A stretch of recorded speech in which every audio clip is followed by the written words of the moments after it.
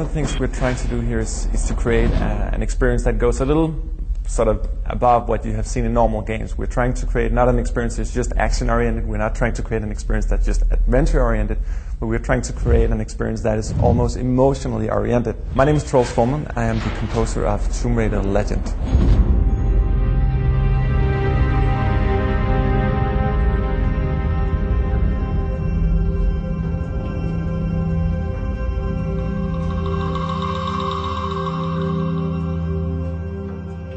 So we're taking this very well-established brand, Tomb Raider, and really trying to sort of put it in the next generation. What we did was to go back and do analysis of the old games, the prior games.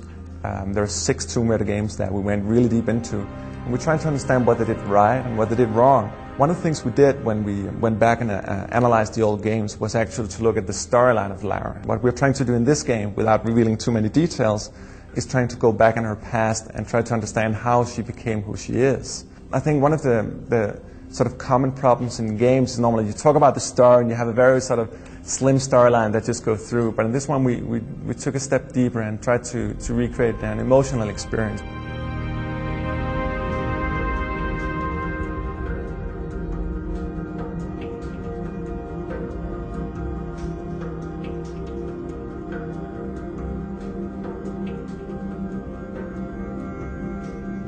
I went back and looked at the soundtracks for the previous games and how they worked in the game. Again, what they did right and what they did wrong. We went back to the movies, the 2 movies, and tried to look at that soundtrack as well. And we sort of established a template for what we wanted to do in this game. So in particular what we did was we decided that all main characters should have their own theme. All destinations have their own themes as well. We're using what we call a signature instrument from that particular region of the world. There's a lot of different destinations in the game, and we actually went out and did actual recordings of them. What we tried to do here was actually to go in to discover a new dimension of how you can do game scoring. It's something that I call micro scoring. The idea is that you sort of, if there's a slight change in the environment, if there's a slight change in the lighting, if there's a slight change in the camera movement, what happens with the music is that it sort of changes or adapts to it. Let's say she starts to just walk normally, right? So the music will be slow. Once she starts running, the music will adapt to that. You'll have maybe a pillar breaking down with some stones coming down on her. That's going to be scored as well.